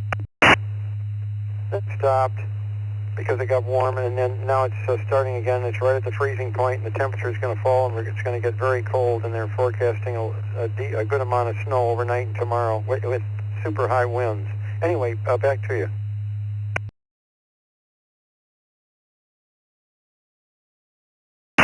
Yeah, I saw that stuff that we got headed over from California. It rained over here briefly, mostly in northern central Arizona. Now it's on its way to you guys. So yeah, be careful out there and keep warm in Toledo. And well, Bob, you said C first, so I'm sorry, I'm going to have to take that answer. And C is correct. Yeah, they used the songs "We Are the Champions" by Queen, "Staying Alive" by the Bee Gees, and "Barney the Dinosaur."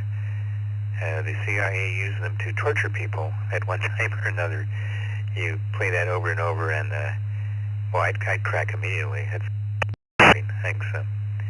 Thanks, Bob. Bet you can make it. Connor, Toledo, Ohio, KF8 CNK. Connor, are you a chivalrous guy?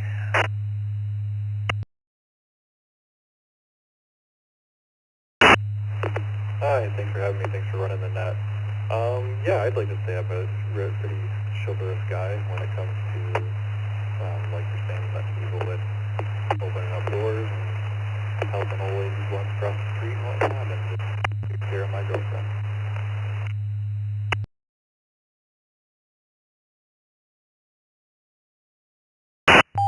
All right, then maybe you know the answer to this question. What is the only U.S. state that bans intimate toys?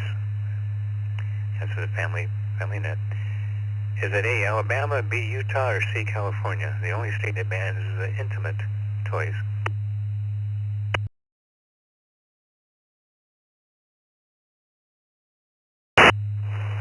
Totally wild guess. Definitely gonna have to go with C on this one. Charlie.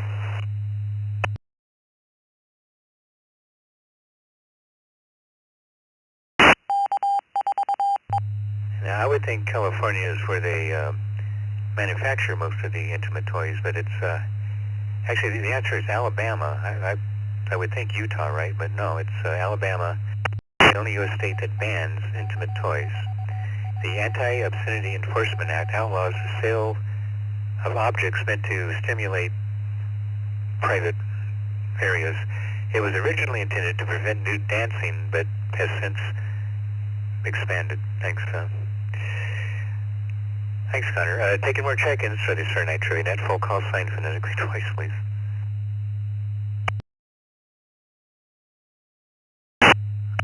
Alpha 7 Charlie Romeo. Alpha 7 Charlie Romeo.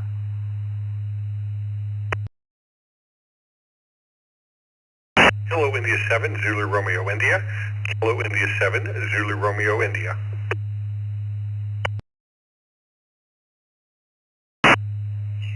AA4HO.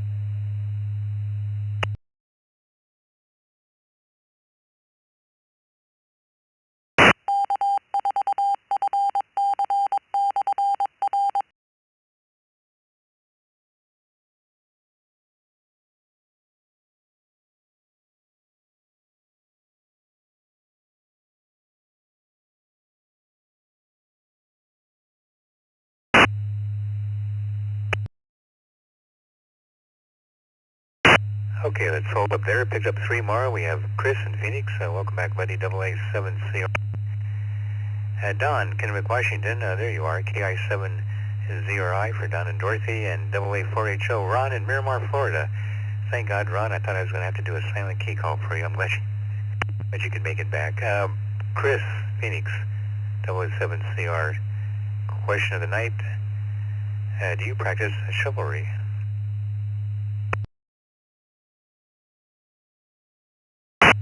Yeah, most of the time.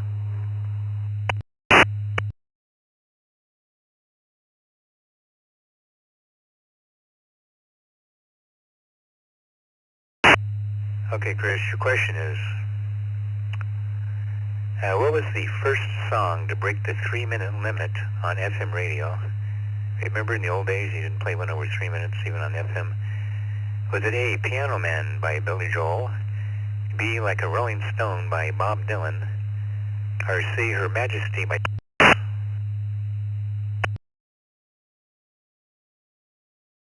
Yeah, I have no idea. I'm going to go with A. And this is AA7TR, back to you, Net.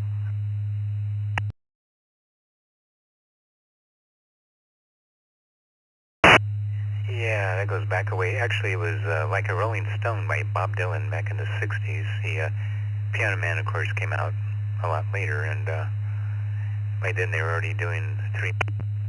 Yeah, I forget exactly how long the song is. I think it's, 5 minutes long or whatever, so... Yep, leave it to Dylan. Thank you, Chris. Don in Kennewick, Washington. Don and Dorothy, KI70. All right, guys. Do you practice chivalry, Don? I'm sure you do, and I appreciate it, though. That's the bigger question. Alex, if I knew what that word meant, I probably would say maybe, but I do let me dinner as long as she buys me a drink first. KI70.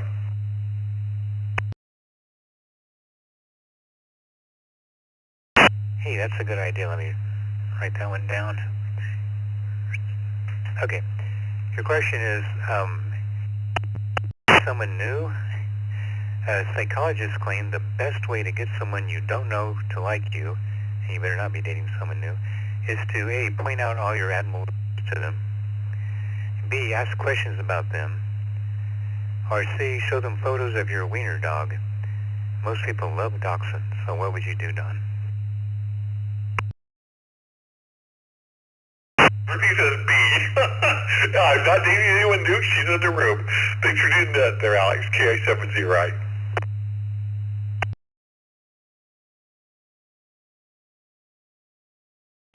And yeah, that is correct. You ask questions about them. It indicates sensitivity and responsiveness, which are traits that are naturally admired. And most people obviously were.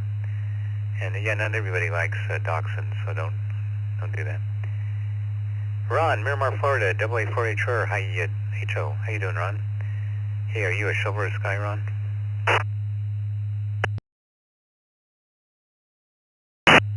Hi, Alex. It's been a while. Things just coming into alignment for me to be here. I'm glad that at least once in a while now I can be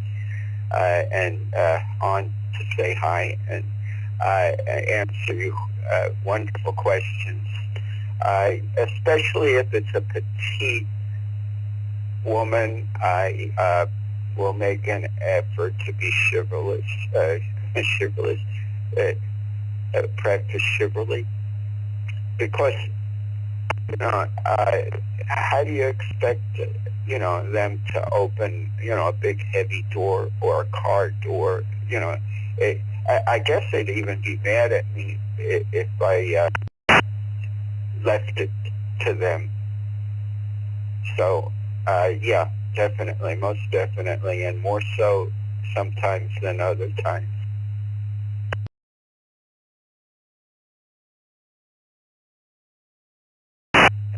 Yep, my wife's a person, and she does appreciate me and doing all that and reaching stuff on the the top shelf. And my parents used to say we look like Mutt and Jeff. Apparently that was a comic way back in the old days. All right, Ron, your question is, let's see. Oh, in Florida. Oh, you're in Florida. In Florida, alligators attack A, 10 out of 100,000 people every year, B, out of 100,000 people every year, or C, 0.06 out of 100,000 people every year.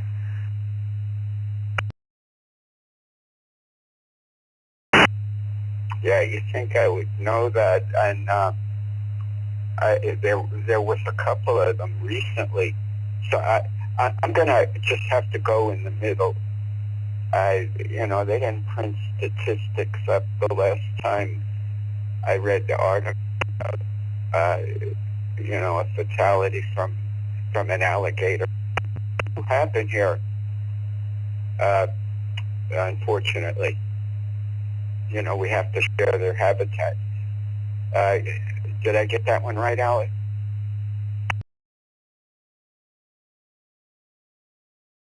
The problem is it's so rare that when it does happen, it makes the news. I mean, you see the guys wrestling the alligator out of the yards and all that, which, it's kind of cool. But actually, it's C. It's only 0.06 out of 100,000 people every year get attacked by an alligator. Yes.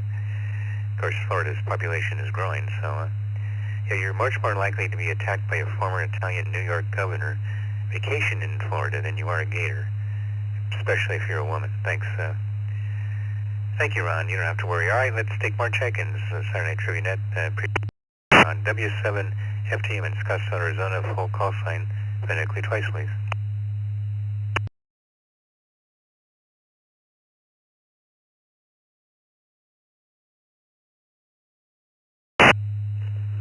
November 2, Delta Golf Tango. November 2, Delta Golf Tango.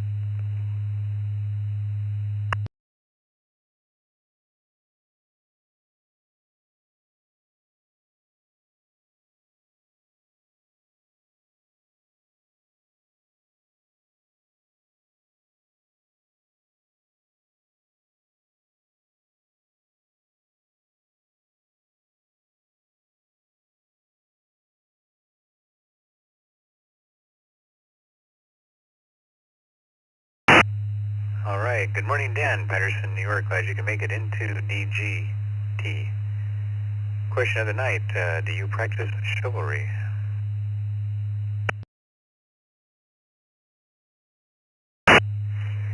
Good evening, Alex, and hello to everybody on the net. Yeah, absolutely. I sure do, and I'm glad people are doing the same thing. What do you got for me tonight?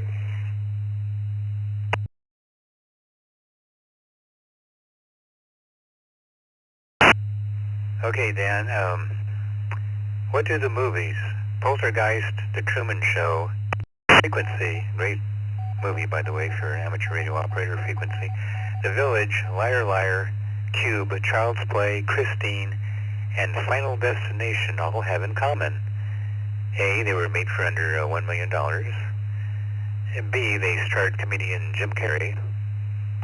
Or C, they were ripped off Twilight Zone episodes. What do all those movies have in common?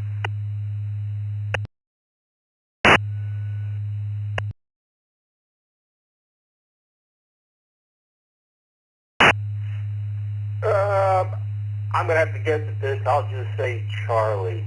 Thanks for doing the net, Alex, N2 DGT, back to net control.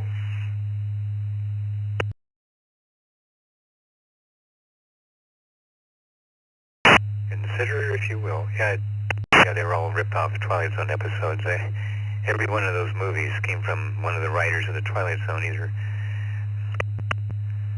Oh God, there's Paul Anderson. There was which, of course, the host wrote a lot of those episodes too. SWLing, yeah, they're ripped off Twilight Zone episodes. You got it, Dan. Taking more check-ins. Full call sign phonetically twice, please. Come on, one more and we'll reach 40. I know you guys can do it. Come now, please. Kilo Juliet 7, Mike Delta Hotel. Kilo Juliet 7, Mike Delta Hotel.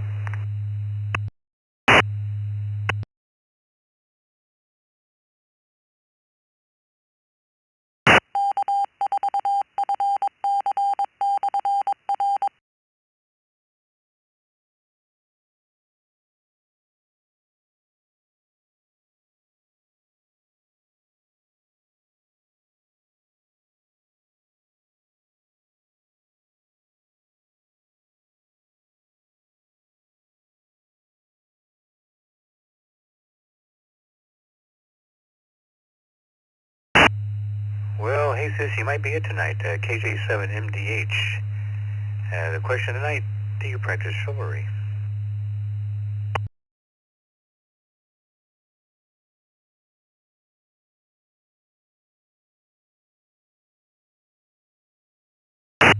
Say that I do. No further elaboration. Over.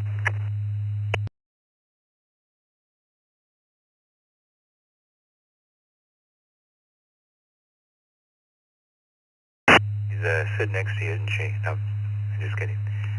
Okay, your question is, yeah, right, okay,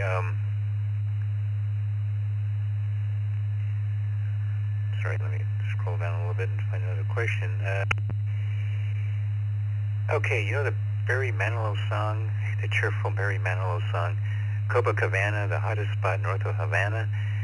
It's actually about a sad old woman whose liver was shot dead and now spends her night getting drunk. B, the evacuation of Havana when communists took over. Or C, a house of ill repute. My God, what is that Havana song really about there? He says,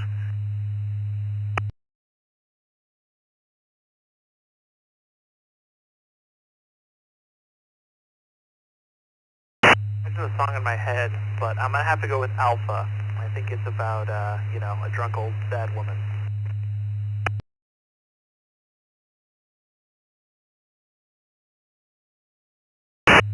yeah, well done. That's exactly what it's about. It's a sad old woman whose lover was shot dead and now she spends her time getting drunk. And it sounds Barry Manilow does it, but anyway. Okay, last call, Saturday Night Trivia Net, full call sign, phonetically twice, please.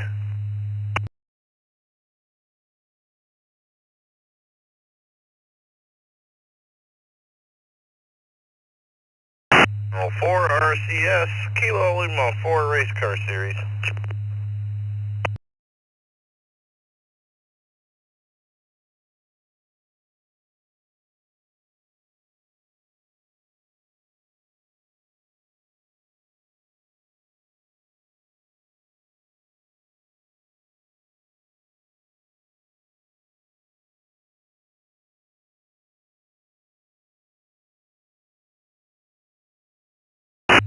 All right, look who just pulled up and came screeching to a halt. KL4RCS, Rich in Middle Lakes, Alaska. Glad you could make it. Hey, the question of the night is, are you a chivalrous man?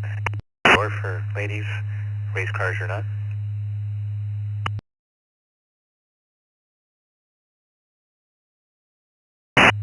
Absolutely. Always a gentleman to the ladies. Back to you.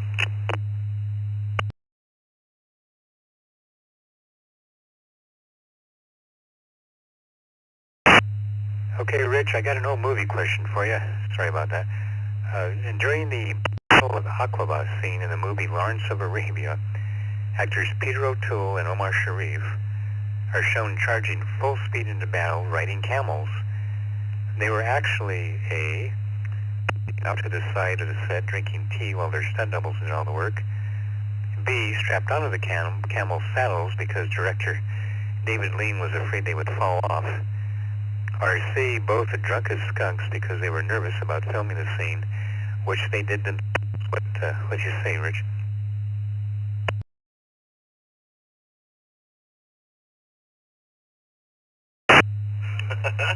I'm gonna try with Bravo tonight, Alex. I appreciate you doing the net. Thanks for letting me sneak in there.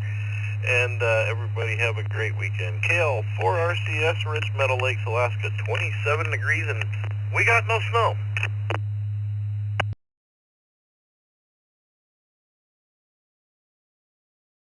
Yeah, apparently it all went to the northeast U.S. And you're, during that scene, it's just sort of funny, the Battle of Aqaba scene, when they're riding on the camels and charging in there, that was actually Peter O'Toole and Omar Sharif did the shot themselves, and they were both very drunk because they were nervous about filming the scene. O'Toole would drink 1 bottle of brandy and 2 bottles of milk to boost his confidence. I wondered if it was camel's milk, but yeah, the old days. That's pretty damn good movie, though. Thanks, Rich. All right, last call. We'll call sign phonetically twice, please, and we'll wrap it up after this. Come out.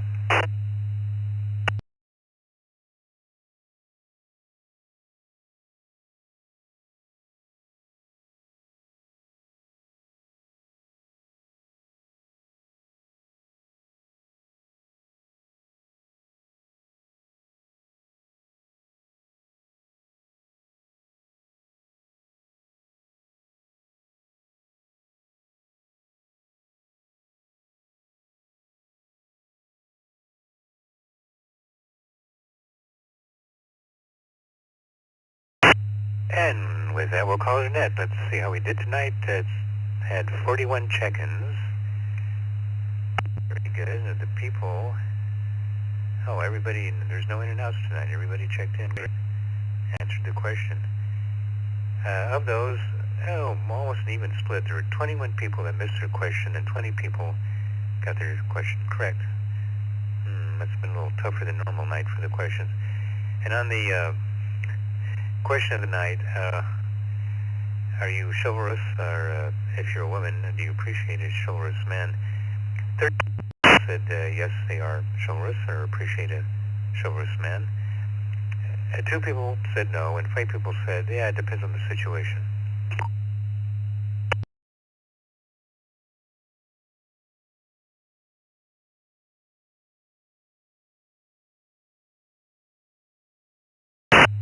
And once again, I'd like to thank everybody who participated tonight, with special thanks, of course, to Vicky, K8, VKY for logging the net in the background, and John for use of his Mesa, Arizona East Coast Reflector repeater.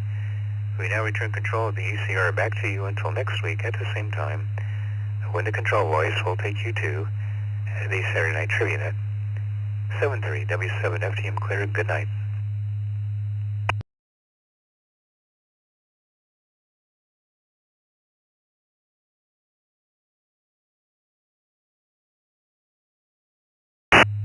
Hey, Alex. Heard a guy say the other day that a friend of his went out on a blind date, talking about dating in Kentucky. Anyway, he said, he asked her how it went, and she said, well, he had winter teeth. And he said, what's winter teeth? She said, 2 above and 3 below. KK4 JPW.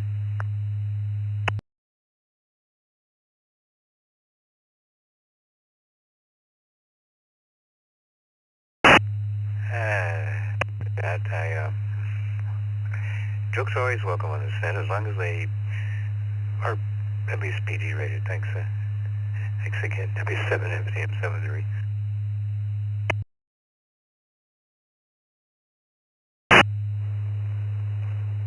I like that one. WD8PIC.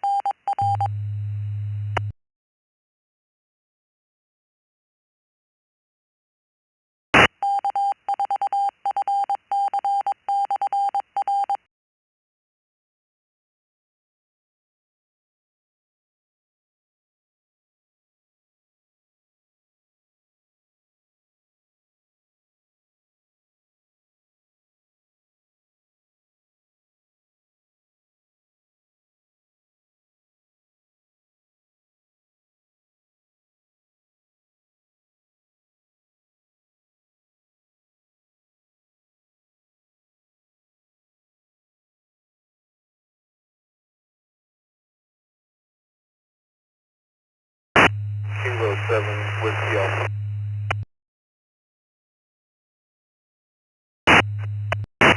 Anybody have any information on how...